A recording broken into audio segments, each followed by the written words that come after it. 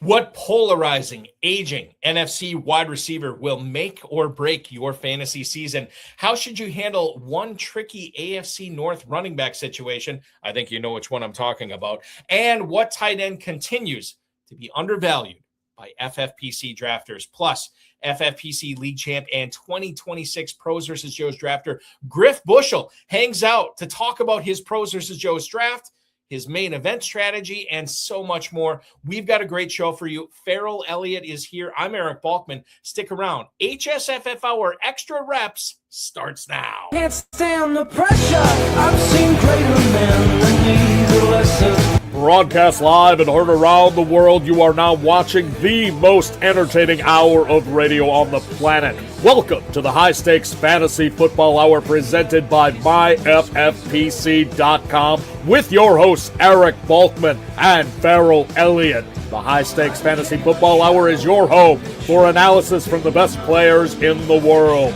And now, because no one else was available, here are Eric Balkman and Ferrell Elliott. Solace in the scripture. Are we not all our father's sons? I became a man, nobody ever told me what a man was. Thank you, Rob. Greetings and salutations to all of you Bulkaholics and Ferrelliacs. Welcome to the latest episode of the High Stakes Fantasy Football Hour Extra Reps, presented by MyFFPC.com. That is the Fantasy Football Players Championship.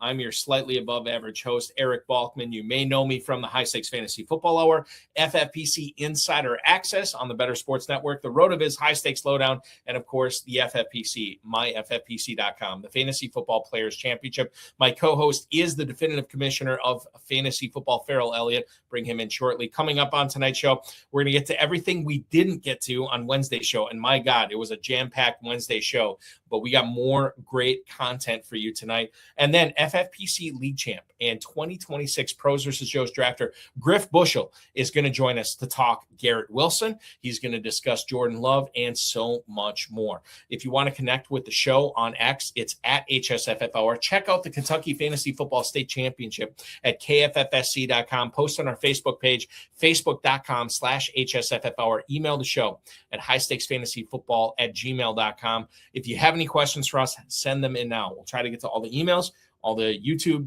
posts, and all the X questions coming up throughout the show tonight. No fantasy feedback tonight because it's extra reps. We let our hair down. Anything can happen, and it usually does. I want to shout out our audio engineer and my best friend, Breece, and, of course, our mutual friend and producer, Rob. The FFPC Big Gorilla is filling up fast. It is $1 million grand prize. It is just $350 to enter. Why should you enter this? Multitude of reasons. Number one, you are going to get a $50 discount off each third team you buy. So you get a 3-pack discount, $50 off. The championship round is going to pay all the way down to 800 spots, not 200, not 500, 800 spots in the championship round. And you can win $1 million for just a $350 entry fee. The 7 Bananas promo is live. If you randomly get that 7 pick multiple times in a row, we're going to throw escalating FFPC free teams at you. Starts off with a $125 FFPC Best Ball Tournament team, goes up to a main event, goes up to High Society. And if you get that 7 pick 5 times in a row, you are going to get a Jungle Safari for 4 or $50,000. That's not even, it doesn't matter what team you draft. It doesn't matter how good you do. If you get the 7 pick 5 times in a row, which we had one player come within 1 pick of doing last year, you win $50,000. I mean, it's insane. Why wouldn't you play in the FFPC Big Gorilla at myffpc.com? Take your shot at $1 million grand prize right now. Now, if you are looking to compete in the KFFSC against me and many of the other guests that you see on this show, check it out at KFFSC.com. Plenty of main event online stuff going on. There is a big payback going on live in Louisville, which I'll be at in a couple of weeks. In fact, 2 weeks from today, I'll be there. Very excited about that. Or 1 week from today. 1 week from today. Apologize. 1 week from today, I'll be in Louisville drafting a bunch of teams.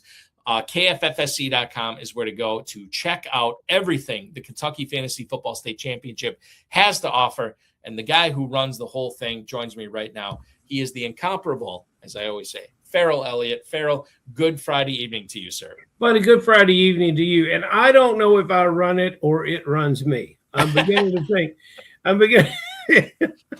Last couple of days, it's been running me. but it's a labor of love, and we enjoy doing it. And I look forward to seeing you and everyone else looks forward to seeing you.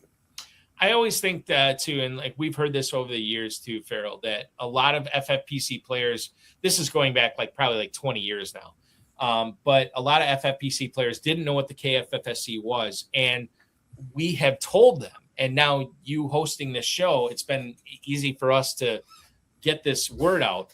For a lot of people who are drafting live in Vegas or even drafting in the FFPC from the comfort of their own home, a lot of people have come out to Kentucky to draft live because they will be drafting against a lot of the people they're drafting against in Las Vegas. And it's good prep for winning $1 million. Why not take a chance and draft some teams at the KFFSC live events? Not only Northern Kentucky, which you have going on this weekend, but then the following weekend in Louisville, there has been a lot of high stakes players that have come to the KFFSC over the years. Drew Maselli is one of them. Yes. I shouldn't mention individual names because why not? Always good to talk about. Well, Chad Schroeder is drafted there, whatever. Like there's a ton of people that have drafted live in Kentucky, and I'll be there again this year. I'm very excited for it. And if you are, like I always say, Fantasy Mojo, get a subscription to that. If you're playing in the FFPC, if you're drafting in the FFPC main event, not a bad idea to come out to Louisville, have a fantastic time drafting teams and prep for the main $1 million in FFPC, and still try to win the main event grand prize as well. And Balky, since meeting Dave and Alex and yourself and all the crew at the FFPC, it has been a standard that our top 5 finishers earn a bid, that we pay the bid. We pay the way for those players to participate in the FFPC. And sometimes we've introduced the FFPC to those drafters. Many times the top 5 finishers have plenty of FFPC experience. This time, 4 of our 5 had either never played in the FFPC. 4 of our top 5 finishers and 25 had never played in the FFPC or had never played live in the FFPC.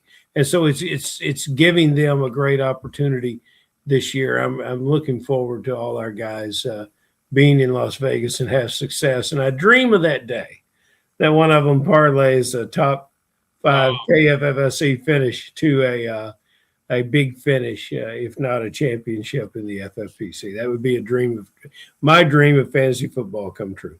If that happens, we would probably almost have to make this show a permanent 3-host show, right? Where if somebody wins their way into the FFPC through being a top 5 finisher in the KFFSC main event, and then they win the $1 million, and I'll say it right now, you want to come on this show? If you do that, if you finish off the KFFSC and the FFPC that way, you have an open invitation to co-host this show each and every week, whenever you want, with me and Ferrell. So let's sweeten the pot here. Yeah, there we go. Pepper into the gumbo, which is great. All right, ladies and gentlemen, I've left them hanging long enough. I want to bring on tonight's guest for extra reps. This is a player that has already had an FFPC league title under his belt. He drafted in the 2026 Pros vs. Joes Challenge this year, and he's got his sights set on that $1 million grand prize in the FFPC at myffpc.com. Getting in some extra reps tonight is the guy you connect with on X at Griffalicious24. That is Griffalicious24. Please welcome in to the show, Mr. Griff Bushell. Griff, good evening, sir. Good evening. You nailed it. Thank you for the introduction. Well, you're very welcome. It's well-deserved. I didn't say anything inaccurate in this. I appreciate you hopping aboard tonight. It's so funny because we have, the NFL season starting in less than 3 weeks.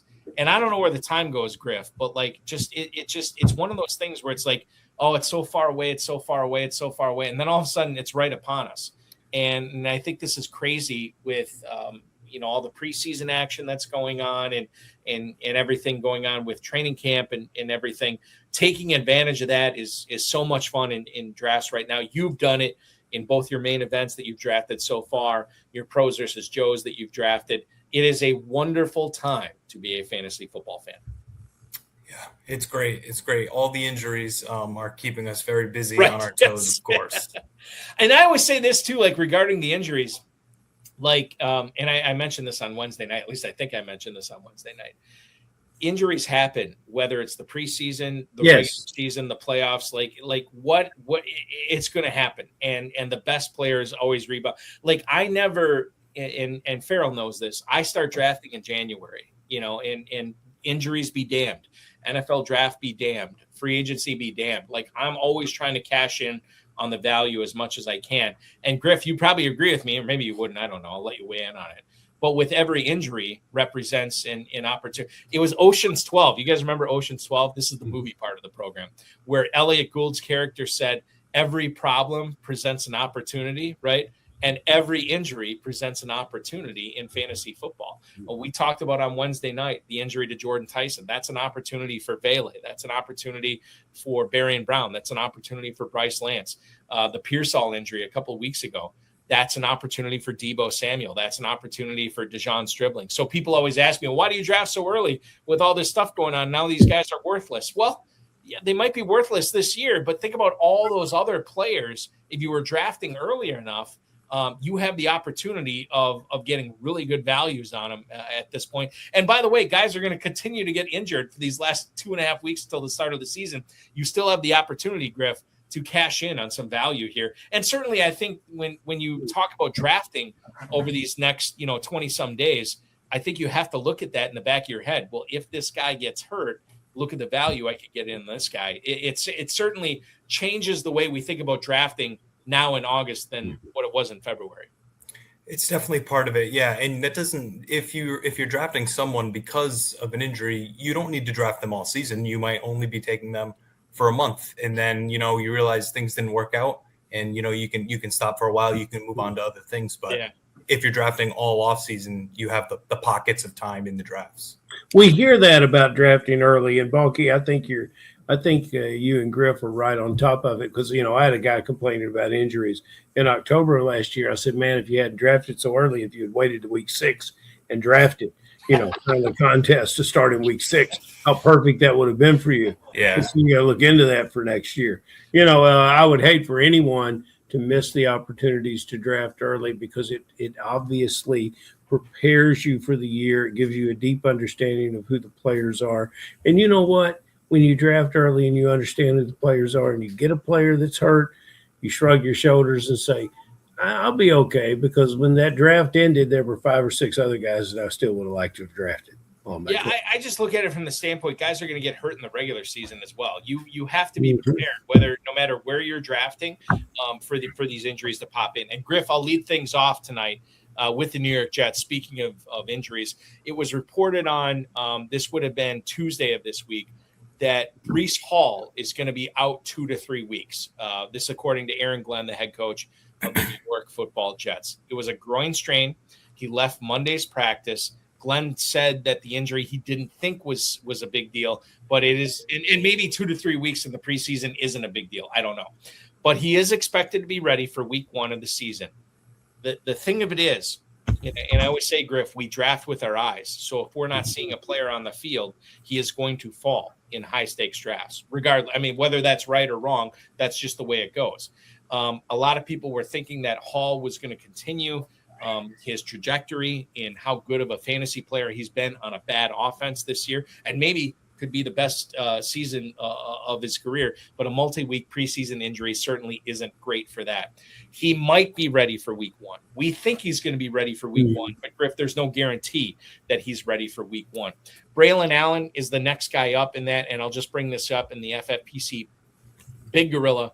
Over the last 2 days, you're looking at Breece Hall being drafted as running back number 14 at the 309. That is the price that you have to soak into Breece Hall right now. But I think, Griff, this is fascinating, because anytime we get an injury like this, where it sucks that the guy isn't playing, right? But he should be out there for week 1 of the NFL season. Ostensibly, this shouldn't affect the way that we draft him, but I think it does. What do you do with Breece Hall? Do you buy the dip, or do you let somebody else take him, knowing that he's probably entering in the 2026 season with an injury? So for me, we still have 3 weeks left. I'm not super worried about it in terms of running back. I think Jeremiah Love is also hurt, so it's not like you're not rushing to take him too. Personally, for me, I'm not bringing Javonte up past him. I'm not bringing Kyron Williams up past him. What I would do probably is I might use that spot to take a couple receivers that maybe I like instead. But in terms of running backs, I think he shouldn't really fall very far for me. I think it's player dependent too, guys, and you can't throw the blanket over it and say, "Oh, he's missing the preseason." That's a problem. For some players, it's a gift. They absolutely running backs, or what do you mean? Any position. Okay. You miss the preseason. You take mental reps. You take care of your body. These are things that will help you play football during the year and may keep you healthier and fresher on the field longer. Now you mentioned Jeremiah Love, and it's very good. Very good to bring that player up as a first-year player. He might need those reps more than a Breece Hall. He might need those reps more than other veteran players. But it's preseason is training camp is a watered-down experience for a reason. It has been the hours that players can practice have all been changed over the years through the collective bargaining agreement. And most of it is to give players more mental work than physical work. Players are physically ready. If they've got an injury, they need to heal the injury. They'll come back physically ready. It doesn't mean that they're not going to be mentally ready. And it may mean that they'll be chomping at the proverbial bit, Balky and Griff, to get back to it. So I'm not training staffs are designed to get these guys ready for week 1 and beyond. And so missing these preseason games for talented players doesn't mean a whole lot to me. So there's my thing on Hall. I don't think it should affect his draft position, and if it does, and you're a Hall believer, you ought to draft him. I'm just glad they stayed in the league long enough. Walker and Hall. When we started with Walker, he was a 7th round draft pick, and Hall was going very early, and now Walker is going in front of Hall, which I thought it should have been that from day one. So. Yeah, there's a lot of high-stakes players that would agree with you on that, Ferrell. Griff, I'll let you – They didn't back then. Griff, they didn't back then, back when I said it. Yes. They rolled their eyes, Griff. They rolled their eyes. Some of them did. Not everybody, but some of them did. Griff, I'll let you weigh in on this, but Ferrell, I want to ask you about this. Does that also apply to Luther Burden, who's expected to miss the remainder of training camp in the preseason? Wide receiver 23, he has now fallen into the 5th round. Is this another guy that you'd be buying the dip on because people are unfairly letting him fall because of this injury? Yes, I got to know more about his injury a little bit because of a lower body injury for a young receiver can be problematic. But also developing rapport with the quarterback. But I have a feeling that that's already there. I'd look a little deeper into that situation because of the other wide receiver talent that they've got there. He's keeping pace with his teammates. This is a situation where in camp, the competitive situation there amongst those players is different than what you might have at a Pittsburgh or a Houston, a Minnesota, something like that. Griff, we have seen videos from Luther Burden, not only running routes, but cutting, obviously, on that groin or whatever it was that he's dealing with right now. Are you also buying the dip on Burden at this point? I know it's not on the show sheet, but I'm just kind of curious on how you feel about a player who is in an offense where his head coach says he wants to be the highest scoring team of all time this year, ostensibly as the number 1 wide receiver. Your thoughts on buying Burden in the early 5th round in Big Gorilla drafts right now? Yeah, I'm not worried about that injury either. I was when it first happened as someone who has a lot. But he seems okay. It seems like they're being precautionary. It seems like they know what they've got after how good he was to end last year. And Ben Johnson said a million times that he's going to be Amon-Ra St. Brown this year for them. So I think they're playing it safe. I'm not worried about it at all. See, we got a man here, Balky, that does not live in fear. No fear. We're trying to coach that, right? You have coached that into me. Don't draft in fear, and I haven't been, which is good. By the way, in the FFPC main event, Luther Burden currently over the last couple of days, wide receiver 22, he's still a 4th round pick there. He's still going ahead of DJ Moore. He has not fallen behind Terry McLaurin. Parker Washington also dealing with an injury right now. He's still ahead of Parker Washington. If you want to take advantage of that Luther Burden ADP, if you feel like that's too high and you want to let him go and take advantage of DJ Moore, whatever, myffpc.com is where to go. For the main event, you can compete against guys like Griff Bushell and Ferrell Elliott in the Fantasy Football Players Championship main event. After you buy that initial team, $600 off is what you're going to get for each additional team after that. Register now, myffpc.com, live drafts and slow drafts going on until the start of the NFL season, myffpc.com. Griff, we go from Chicago, not too far, to Indianapolis, of all places, to talk about the new wide receiver they have there. It is one Keenan Allen. 1 year, $8.32 million is the contract he signed, according to Jordan Schultz, the NFL insider. The Colts, and by the way, Griff, there's a lot to unpack here. Keenan Allen gets signed by Indy. What does this mean for Alec Pierce as he recovers from ankle surgery? What does this mean from the undersized Josh Downs, who we thought was going to be playing on the outside, maybe not so much anymore with Keenan Allen playing out there, maybe Downs moving into the slot? What does this mean for Tyler Warren, who went down on Wednesday with a groin injury, and we don't know exactly the severity of that, or at least, at this point, we don't know the exact severity on how long this is going to keep Tyler Warren out. What I think is compelling about this is Jordan Tyson goes down the day after Keenan Allen signs this deal with Indy. And I wonder how aggressive New Orleans would have been if they knew that Tyson was going to miss 2 months, if they would have signed Keenan Allen to go in New Orleans. We don't have to deal with that as fantasy owners. We know he's going to be in Indianapolis. 34 years old, not a spring chicken. A guy that has, if you look at the all-time catch list in the NFL, I think Keenan Allen is he's for sure top 15. He might be top 10 of all time. And he could move further up that list this year. He has never been a field flipper, right? He's never been a lid lifter. That's not what he does, which I think is interesting, Griff, when you think about Indianapolis. Tyler Warren does a lot of underneath stuff, right? Josh Downs does a lot of underneath stuff. Alec Pierce is the guy that's going to be the field stretcher this year. And so I wonder the impact that Keenan Allen, not necessarily, Griff, that he's going to be this great fantasy maven in mid rounds or like the double-digit rounds in FFPC Main Event or Big Gorilla drafts right now, but how he affects Tyler Warren, how he affects Josh Downs. And quite frankly, I know a lot of people will read this signing into, this is really bad news for Alec Pierce's ankle.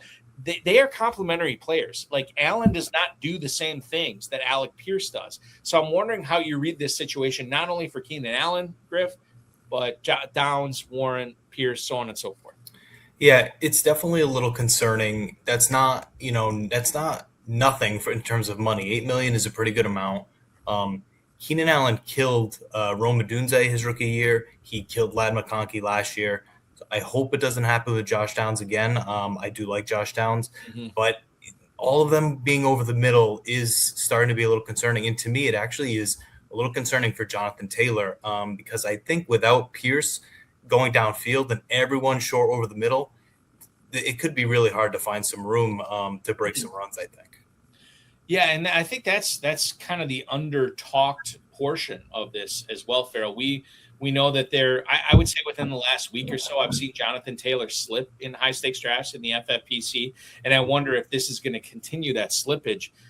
Your read on the Colts offense right now that Keenan Allen is joining the fray, we get excited about an addition like this, but we also have to understand what this addition means for the other guys that were already there and how we were drafting those players. It makes everything better because the chains keep moving. And when Pierce, I believe from what I'm hearing, and you guys can correct me if I'm wrong, but, there were a lot of naysayers about Pierce's health. Pierce is scheduled to be back for week 1. It's very optimistic that he comes back for week 1. It's a preeminent downfield wide receiver. Now you bring Allen back in, just think what you had with Pittman.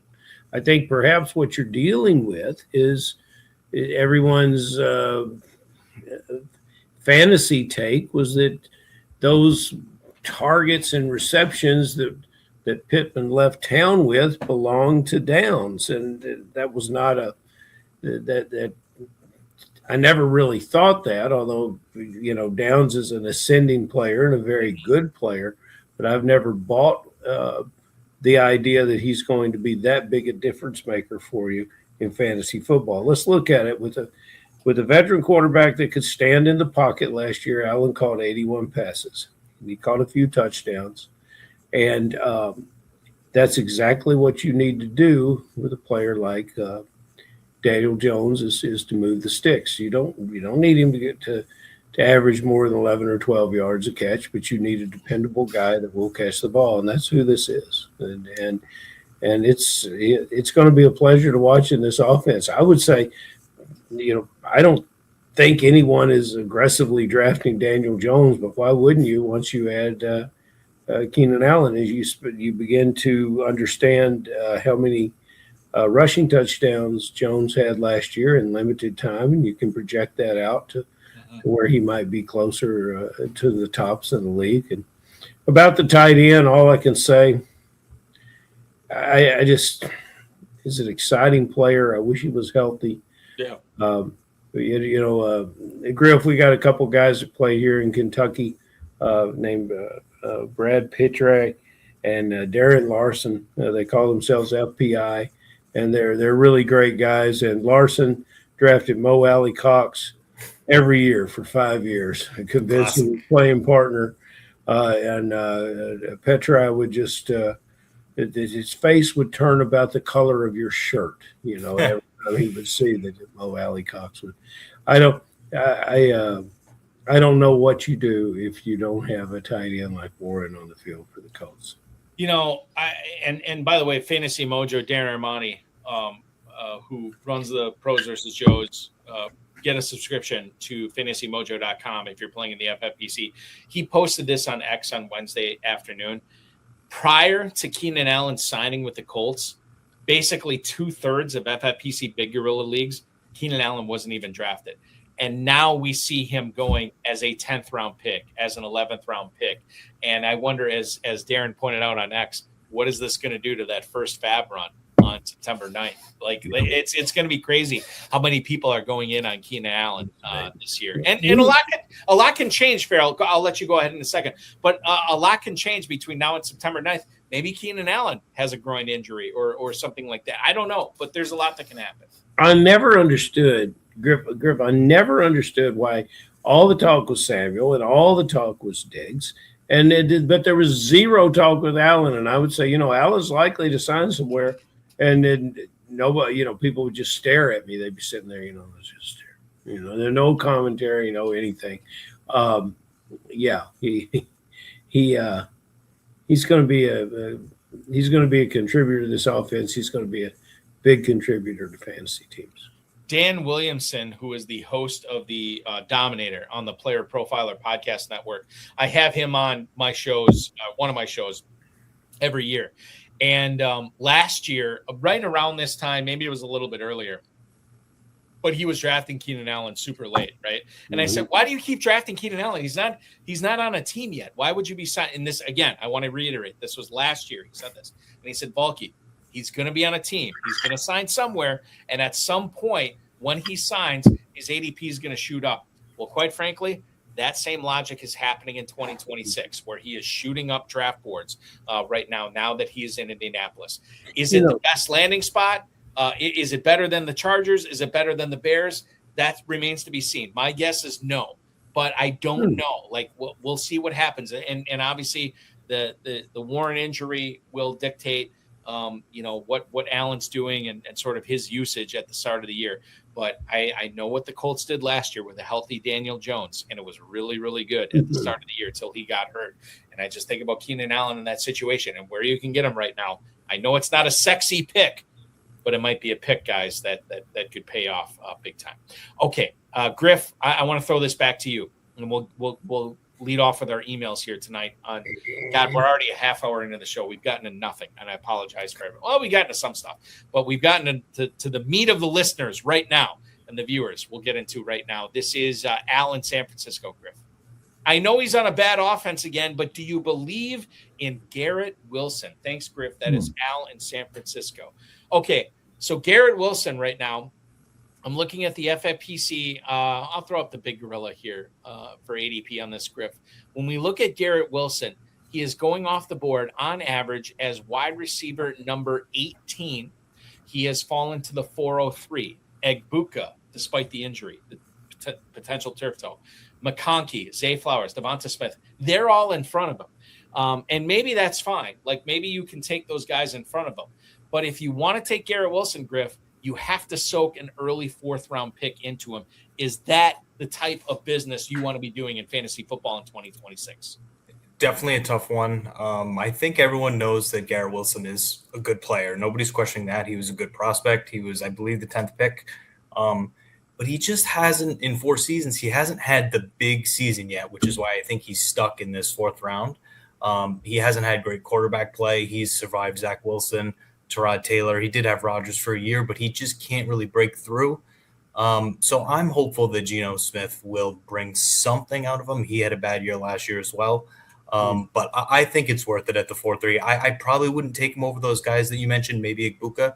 But I don't think that price is bad at all. And he has very little target competition. Yeah. I believe in Adonai Mitchell resurgence a little bit, but they really don't have anybody else. Sadiq's hurt. Isaiah Williams is getting hype. I mean, we're getting to the depths of this depth chart.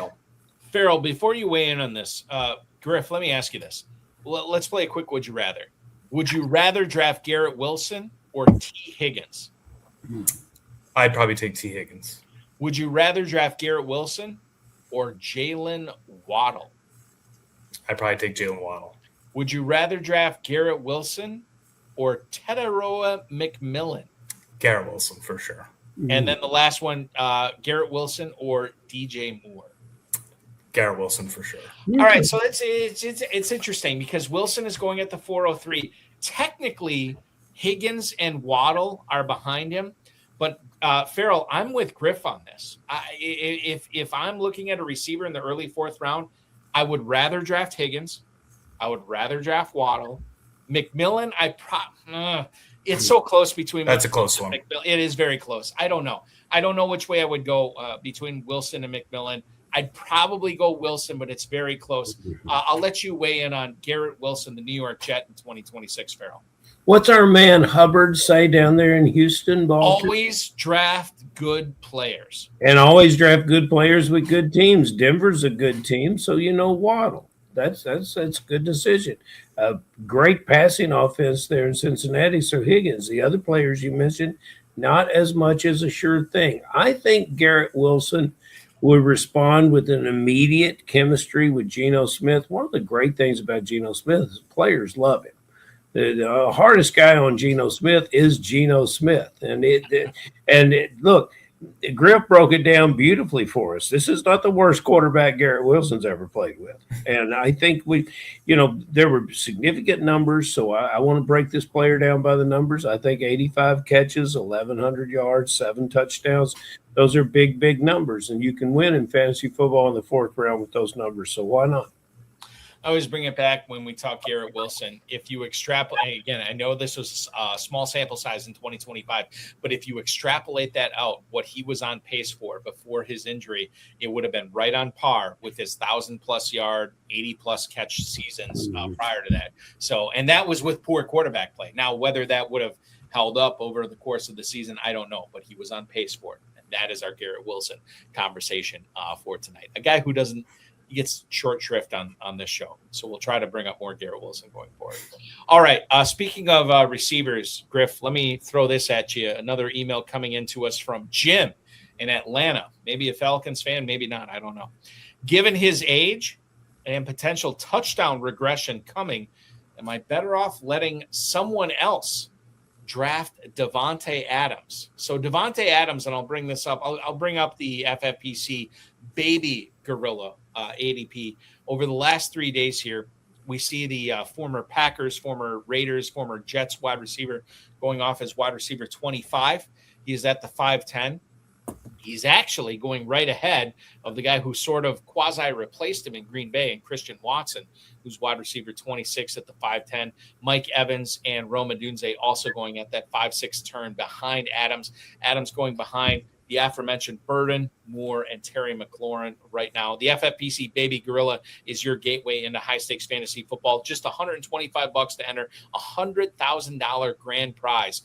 You're still placing waivers. You're still making lineup changes. You're doing everything that you would in a high-stakes tournament just at $125 entry fee, and you can still win six figures. Register now, myffpc.com, myffpc.com. Devontae Adams at wide receiver 25. Griff, is that an investment that you're interested in, or would you rather go with somebody who maybe does not have the age of Adams, who maybe does not have the regression coming? I think one of the worst things we can do as high-stakes fantasy players is pay for previous year's stats. We want to pay for this year's stats.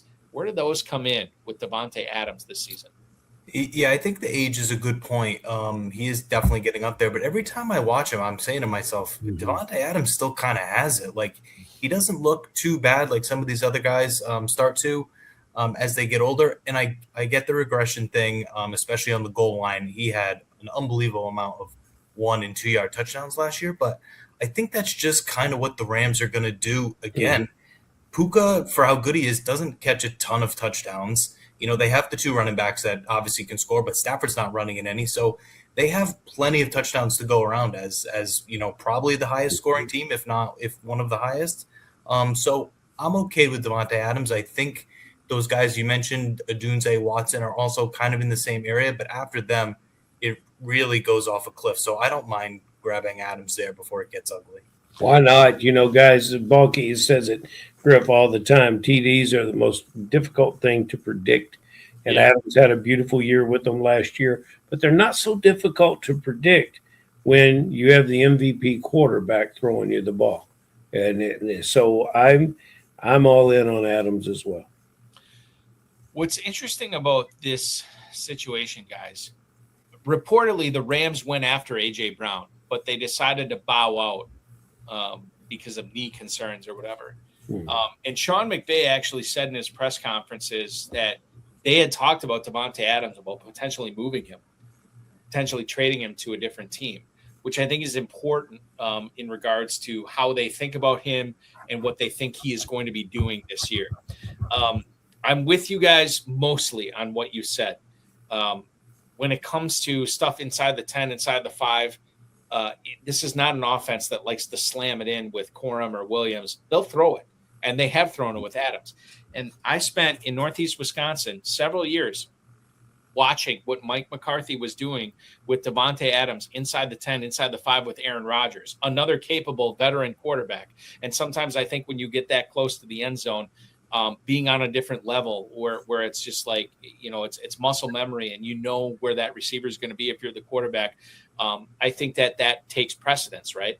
And I think while we see an unnatural amount of touchdowns from Adams in 2025, Stafford should be able to do that again. And I don't see any reason for this Rams offense slowing down. And when it gets down to the end zone, we could see Adams replicating this again. Now, I'm all about, and I've said this on this show numerous times, NFL football is a young man's game. And by and large, I'm probably going to be clicking on the younger guy, the Watsons, the Odunzes or whatever. But I like Adams better than Evans for sure. And I think when we get up to, you know, McLaurin versus Adams, that's another conversation that I think it's going to be close for me. Probably still going McLaurin, but I could see Adams in a few of my leagues as well. The Devontae Adams thing, and I know this is a horrible way of wrapping this up. I don't know where I stand on this yet. I'll be drafting him in some spots, but I'll be drafting other people in other spots. It's not like it's an automatic click for me at that point. And you got another week to figure it out. Well, it's not even, Ferrell, it's not even a matter of figuring it out. It's a matter of like, I look at, like, I don't want to have Adams on all these late August teams I'm drafting. I'll have him on some of them, but I just don't want to be relying on him being my number 2 or number 3 receiver on every single one. And that's where I stand on that. Okay. Oh, you can say that about any player, Balky. No, not every player. You're a man of the league.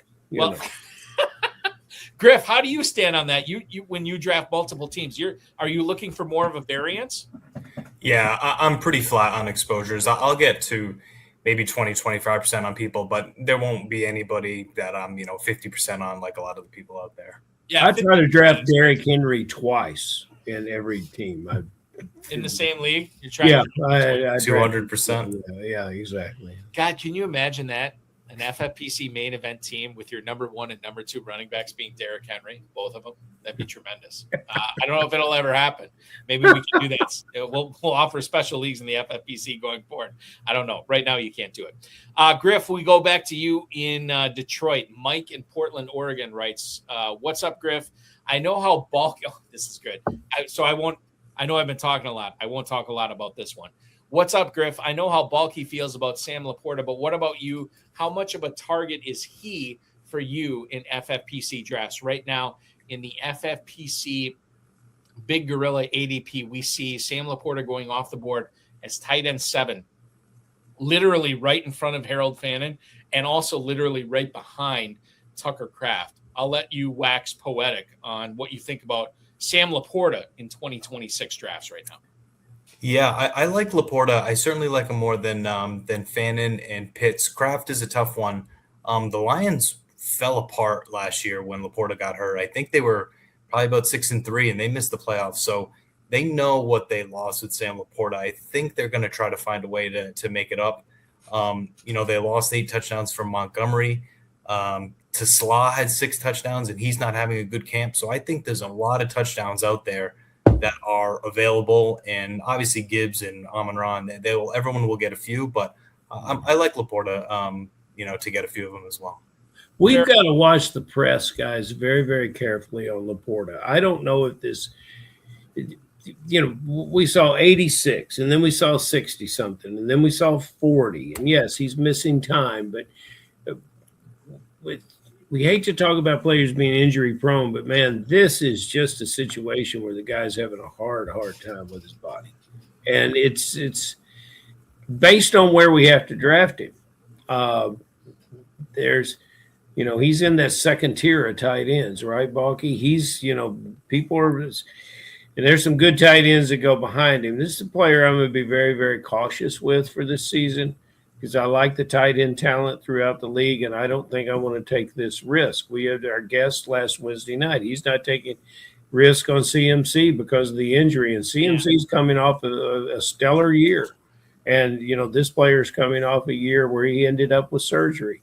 And, Balky, what's that you always say about backs? Nobody ever says they used to have a bad back. There you go. So, we're not living in fear, but we are living in reality for a talented player that's got a lot of issues here. I'm just going to say this about Laporta, and I know I said I wouldn't talk a lot about him. But you are. I'm going to probably talk a little Carry bit. on. Tight end 7 in the FFPC Best Ball Tournament, a tournament that features a $400,000 grand prize as opposed to $300,000 for first place last year. $400K draft for $125 now. MyFFPC.com. You don't have to worry about waivers on this one. Set it and forget it. Once you draft it, you'll just see how the team does throughout the season. And Laporta is tight end 7 at the 602 there. While I will echo what Ferrell is saying about the injury concerns, I also think about the advantage that Laporta could provide you in this format. Yeah, I mean, maybe he doesn't have the target share that Kraft will, but Kraft is coming off a torn ACL. Yeah, maybe he doesn't have the upside of Harold Fannin, but Harold Fannin's offense is going to score like 2/3, maybe even half the touchdowns that the Lions are going to score this year. And then you get up to the Tyler Warrens of the world in the 3rd round, which, you're not competing with Warren versus Laporta there. Laporta plays on a team that has already, it's not even like a matter of what the coach says. This is what they've done. It doesn't matter if they're up and winning and the game is in tow. They run up the score. They will pulverize you. They don't care. They will continue to score points. They don't pull their starters. And I think when you talk about the Lions this year, having that 4th place schedule, having the mentality of being disrespected by not making the playoffs, and having a healthy Laporta this year, I do think that we have to bring that in the conversation. Yes, Ferrell could 100% be right that this back injury flares up and we see a lot more of St. Brown, Williams, and Tesla out there rather than Laporta. But at the same time, I understand that this dude 2 years ago was the tight end one, that this guy is a pedigreed player, a guy that can put up buku points for you in FFPC tight end formats. Scott Barrett from Fantasy Points says all the time, upside wins championships. This is the upside that could win you a championship. It could blow up in your face, but listen, nobody ever got rich from not taking chances. So I'm in on Laporta in the early 6th round, officially going forward. Okay, Griff, we throw it back to you in an email from Gary in Norfolk, which I assume is Virginia. Hi, Griff. How are you handling the Pittsburgh backfield in your FFPC leagues this season? So this is, and thank you for the email, Gary. Griff, this has kind of been polarizing with Rico Dowdle, with Jalen Warren, and how this Steelers offense is going to operate under new head coach Mike McCarthy. How have you been handling this? Splitting the difference, ignoring both, targeting Warren over Dowdle, or vice versa? What's going on with the Griff Bushell Pittsburgh Steelers shares this year? Yeah, I would say I'm about average on both of them. I can see this. I can see the case for both. McCarthy had Dowdle in Dallas, of course, so he's got the familiarity there. I think he's probably going to be the early down back. Dowdle would be, and you would think Warren would be more of the Gainwell role from last year, which Rodgers loved. I'm not sure Gainwell will be able to do it as well, or Warren will be able to do it as well as Gainwell did. So that remains to be seen, but he should have more of the high value touches, I think. So I would probably prefer Warren to Dowdle. I do think one thing that I've been thinking about, which is a little galaxy brain, is this is Rodgers last year. It would not surprise me at all if, at least toward the end of the year, if they are eliminated from the playoffs, Rodgers makes it a little more pass heavy of an offense as he goes out, especially at the goal line. I think he could pad the stats a little, and that could hurt Warren. I might be crazy going that far, but that's just in the back of my mind. I think that's great imagination. Yeah, it is. It is. But Griff, if he is padding the stats more, I mean, wouldn't that make much more sense for Warren to be out there rather than Dowdle? He would be out there. I more so meant at the goal line, like a quick audible to Pittman or to Metcalf over the middle. But I got Warren could be out there and benefit from it. But yeah. Okay, Ferrell. Listen, this is interesting conversation when it comes to Warren versus Dowdle, because we know the success Dowdle had under McCarthy in Dallas, but we also know Aaron Rodgers, as a guy who's just a couple of years younger than me. I wouldn't want to get hit on an NFL field. I'd be dumping it off whenever I could, and Jalen Warren would probably be the recipient of those dump offs. How do you feel about that Steelers running back tandem, and how you want to be in business with Dowdle versus Warren? I'm a big Dowdle fan. I think he overcame a lot of challenges to play.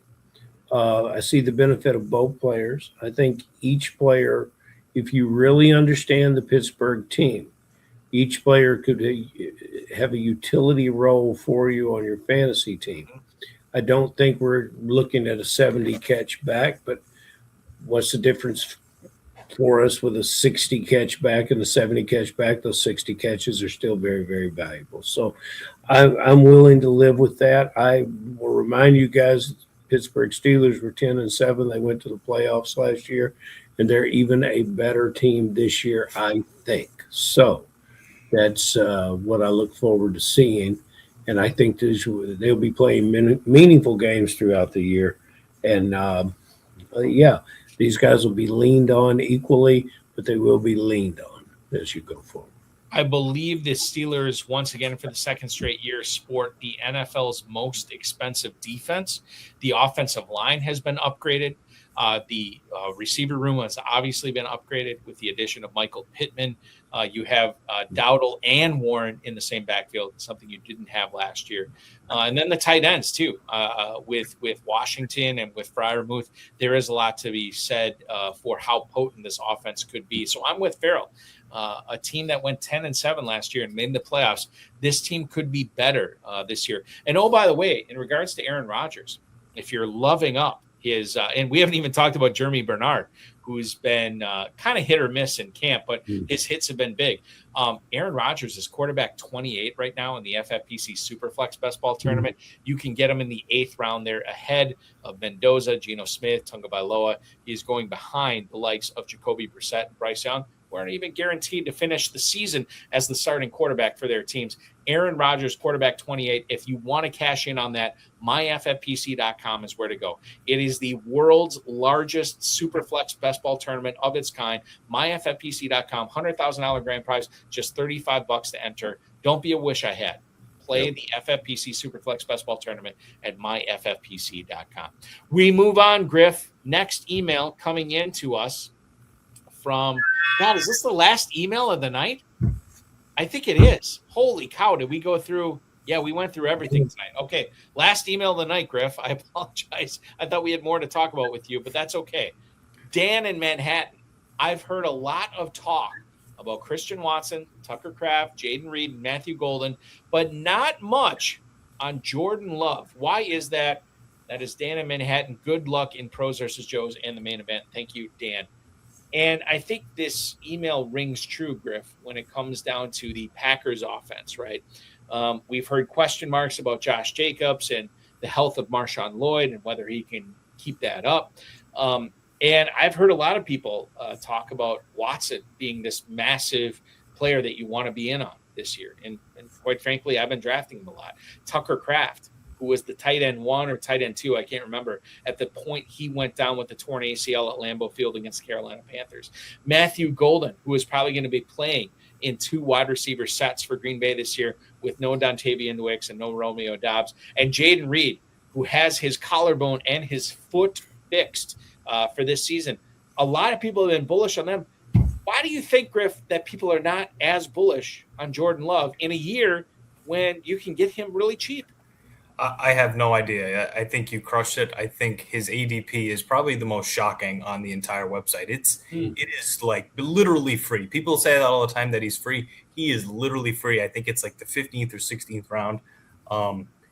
Jordan Love's gotten better every single year, in my opinion. And as you said, the running back situation is very questionable.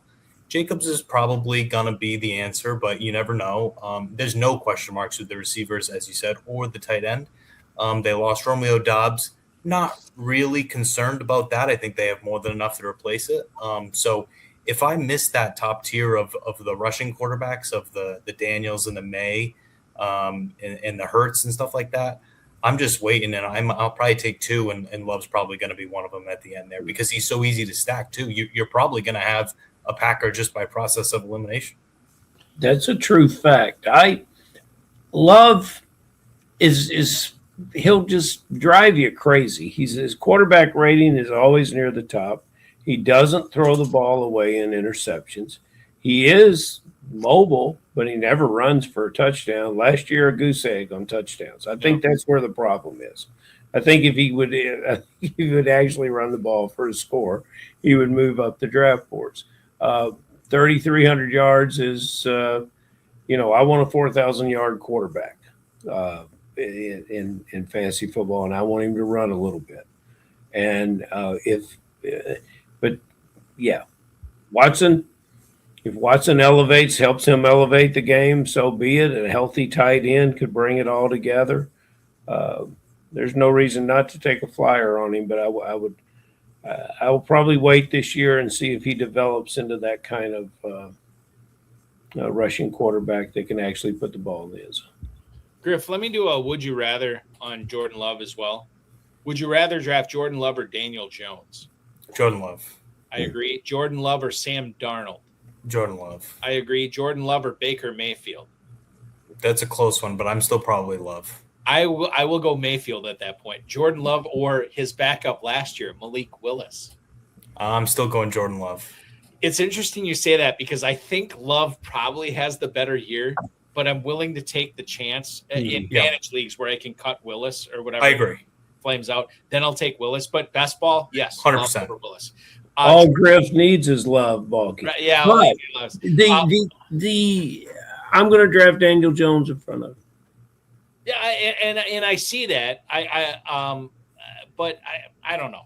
to me, like I just see this situation developing in Green Bay with Josh Jacobs probably in his last year in Green Bay. I can't imagine any rational person thinking Marshawn Lloyd is going to stay healthy for all 17 games. This is the year. This is the year. Well, this is the year. There's that rational person. He starts off healthy. I don't know what's going to happen after that. Let me complete this would you rather with you, Griff. Jordan Love or Tyler Shough? That's a good one. That's really close. Ooh. I'm probably Tyler Shough. Yeah, there you go, buddy. I agree. And then the last one we'll do. Actually, last one we'll do. Jordan Love or Kyler Murray? I'm definitely Love there. I think there's too big a chance that Kyler Murray is not the starting quarterback by the end of the year, and I think Love definitely is. So that's where I draw the line with best ball and managed leagues, because in best ball I will take Jordan Love for sure, but in managed leagues, God, it's so tempting, that Kyler Murray upside with the legs and everything. Then I would take Murray ahead of him, knowing that I could cut bait if because I'm with you. Like I think especially Minnesota, if they fall out of playoff contention, why wouldn't they play JJ McCarthy down the stretch? So yeah, I'm with you at that point. Griff, wow. This was fantastic. I wish we could go another hour, because I feel like we have just barely tapped the upside of what you can bring to this show going forward. I wish you nothing but the best, not only in by the way, I should ask you this, pros versus Joes, with your draft that you did, what if I was to ask you, hey, what letter grade, if you were a professor and you were grading all the teams in your league, what letter grade would you give your pros versus Joes squad? I think I had a pretty. Does anybody ever say they had a bad draft? Probably not. But, yes, people do. People do. Okay. Yes, they do. Usually they're the champions, Griff. Usually they go on and win. They bitch and moan about the draft. They say, "Oh, it's terrible. Oh, it's," and then they win. I am known to do that, but no, I'm happy with my draft. I would probably say B+. Okay. I was happy with the beginning. I have looked back on it since then. Some good news, some bad news in training camp since then, but overall, I'm happy with it. Good. And then normally Ferrell asks this question, but I'll just shoot this in because I know it's on the rundown. Is there a player that you are trying to get on all your FFPC teams this year, Griff? And then conversely, a player that FFPC players hold in high regard that will not be on any of your teams this year? Yeah, so it's not possible to get this person on every team just because of draft slot, but I think Ken Walker is a smash. Yeah. Pretty much anywhere at the end of the first. I would take him there. I was hoping he was going to come to me at the 2-7 in that draft, and he went the pick before me, which was disappointing, but I think he's the easiest pick. I would take him probably as early as the 110, 111. And then in regards to guys I'm not taking, I think it's a couple similar players, Brian Thomas and Marvin Harrison. I'm out on their prices. I think there's just too many other good options on those teams for pass catchers where I'm not going to pay to find out. Maybe I'll regret it, but those are the two guys I wouldn't take at all. So you are more of a Parker Washington, Michael Wilson guy rather than Thomas and Harrison. Yes, that is correct. Griff, listen, a lot of great stuff from you tonight. I've learned a lot. I will have to adjust the way I'm drafting based on some of the things that you've said tonight. You've opened my eyes to a lot. I wish you nothing but the best, not only in pros versus Joes, but the FFPC main event and all your leagues that you're doing this year as well. Thank you so much for carving out some time with us tonight.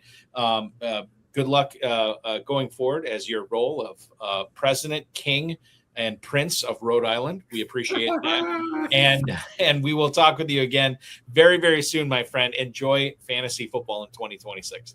Awesome. Thanks for having me on. I had a great time.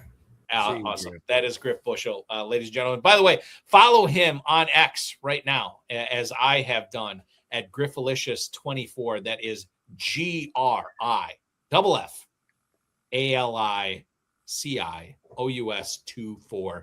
Griffalicious24 on X. Certainly good stuff from him tonight, Ferrell. And I know it may sound hyperbolic, but when we do, and I've said this before, the dirty secret I have with doing this show and doing this stream and this podcast is adjusting my own personal rankings and the way I draft based on these players that have had so much success at the high stakes level. And it just makes me a better player, listening and interviewing these guys and asking the questions, hopefully, that everybody wants me to ask, because I ask the questions I want to know the answers to. And it certainly helps me out being a better drafter. Balky, that's why everyone tunes in the show. They want to hear, the way you think is the way the fantasy player thinks, and you drive a lot of that. And it's a really great contribution. KFFSC.com is where to go. Ferrell, I know you are busy. Is it Sunday with the Northern Kentucky draft? Sunday all day. Sunday all day. Sunday all day. We will pile draft boards, trophies, paperwork, organizational things to make the day go. We will then, with Jimmy Johnson in tow and ace facilitator Bumstead coming along with me, we'll then travel to Cincinnati, where we'll be there for 14 hours drafting. Then we'll turn around and come home. And the great thing about it is that we'll have 8 live divisions, and that will kick off. We'll publish those boards where anybody that wants to look at them can take a look at them. But it's really it's a smaller event. It's a low key. It's a big part of our main event, but it's one that I can have a real blast at, and I personally truly enjoy it. And next year's the year we're going to add some auctions where we can make Brad Cruz come. So we're just finding some things that we can do with it to make it more enjoyable. But you will be missed, but we will feel you there in spirit, my friend. Yeah, former co-host of the show, Dave the Dizzle Gerzak, will be in Northern Kentucky drafting live, which is going to be great. And then I will be in Louisville live a week from today. Drafting in the main event, as well as a salary cap league, as you pointed out. For people who are wanting to draft in Kentucky, we'd love to have you travel to Louisville to draft. I think we've got about 20 spots left in Louisville coming up a week from today. We have, perhaps, but I would say at a minimum 9 spots left for 3 leagues, and then potentially another 4th league. So check that out, KFFSC.com. And if you can't make it to Louisville, the live events, the online events start Wednesday, or not start, they continue Wednesday night, this coming Wednesday night. Oh, no, that was, I'm sorry, that was earlier. Yes. They continue throughout the weekend. Over through the weekend. Yeah, tomorrow night, 11 p.m. Eastern time. Sunday night, 9 p.m. Eastern time. Yes, that's the one. Sunday night. Let's ask everybody to join the Sunday nighter. Basically a live KFFSC event every night until the start of the season. KFFSC.com. Check it out there. Ferrell, thank you so much. Enjoy the rest of your weekend, and we will do this again Wednesday night in our KFFSC preview episode with Dan Flamholtz, the 2025 KFFSC main event champion. Can't wait to do that show. That's going to be a lot of fun. Dan's a real gentleman, and we'll see him right after that show. So that's great stuff. Thank you, Ferrell. Be good. Thank you, buddy. That is going to wrap up our show tonight, ladies and gentlemen. Wow, what a great one it was, and I apologize we're going over. I talked a lot on the show tonight, and I don't like to do that when we have great guests like Griff Bushell, and then, of course, Ferrell Elliott, my co-host with the most. FFPC Dynasty and Empire Dynasty Start-Up Leagues, I want to mention. They start off at $100 and they go up to $5,000. Available now at myffpc.com. FFPC Player One drafts. If you don't like waiting for your draft to fill, sign up for Player One, because as soon as you register, you are drafting right away against 11 smart FFPC CPU players for as little as $10, and you can win free cash. Or not free cash prizes, FFPC main event entries, FFPC Big Gorilla entries, and of course the FFPC Chop Leagues as well going off. Just don't be the lowest scoring team in your league and you will win. FFPC, myffpc.com is where to go for Chop Leagues. They start off at $35 and go up from there. That is all at myffpc.com. Remember to like this video, subscribe to the channel, comment on the video, share it with your friends, share it with your enemies, and get notified each and every time we go live. I will mention that I want to thank Griff Bushell, Ferrell Elliott, the FFPC, Rob, Bryce, and of course, each and every one of you Extra Reps will be back live a week from today at 10 p.m. Eastern Time with former FFPC and KFFSC League champion Dominic Gazzetti. We welcome him back onto these airwaves at 10 p.m. next Friday. This coming Wednesday, as I just mentioned, Dan Flamholtz, the defending KFFSC Main Event champion, will be live with us 10 p.m. Eastern Time on Wednesday night to usher in our KFFSC preview episode. And then in case you missed yesterday's Insider Access show on the Better Sports Network, Establish the Run and FFN60's Justin Herzig drafted a live FFPC Best Ball Tournament league with myself. It was a lot of fun. Hopefully you can check it out on the Better Sports Network or FFPC socials and watch that back to see the master do his work there. Next Thursday on the Insider Access show, we welcome back aboard Colby Conway from Fantasy Alarm for 2 hours, 7 p.m. until 9 p.m. Eastern Time on Thursday. Remember to like this video, subscribe to the channel, comment on the video, share with your friends, share with your enemies, and get notified each and every time we go live, which as of right now will be this coming Wednesday on the High Stakes Fantasy Football Hour with Dan Flamholtz. Thank you so much for watching. For Ferrell Elliott, for Griff Bushell, I'm Eric Balkman. This has been HSFF Hour Extra Reps. Your weekend officially starts now.